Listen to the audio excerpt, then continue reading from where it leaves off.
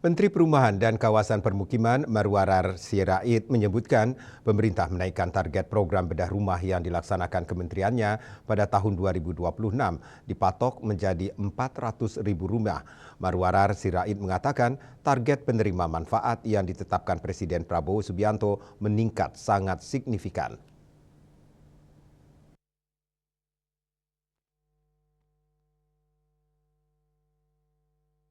Dalam pertemuan tertutup di kantor Kementerian Perekonomian, Menteri Perumahan dan Kawasan Permukiman Marwarar Sirait menyebutkan pemerintah menaikkan target program bedah rumah yang dilaksanakan kementeriannya di tahun 2026 dipatok menjadi 400.000 rumah. Marwarar Sirait mengatakan target penerima manfaat yang ditetapkan Presiden Prabowo Subianto meningkat sangat signifikan. Dengan program bedah rumah yang semakin intens, pemerintah ingin menekan angka rumah tak layak huni yang kini berjumlah 26,9 juta unit. Marwarar mengatakan kenaikan target program tersebut menjadi bukti Presiden Prabowo Subianto menaruh perhatian terhadap warga yang belum memiliki rumah layak huni. Tahun depan itu anggaran kementerian kami naik 100%. Yang kedua, untuk program bedah rumah naik sangat signifikan. Tahun ini 45.000 rumah, tahun depan 400.000 rumah yang dibedah seluruh Indonesia. Artinya dibedah ini dari tidak layak huni jadi layak huni.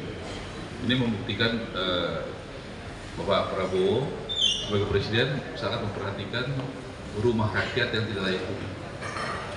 Dari 45.000 menjadi 400.000 itu mungkin sekitar 8 kali lipat jumlahnya.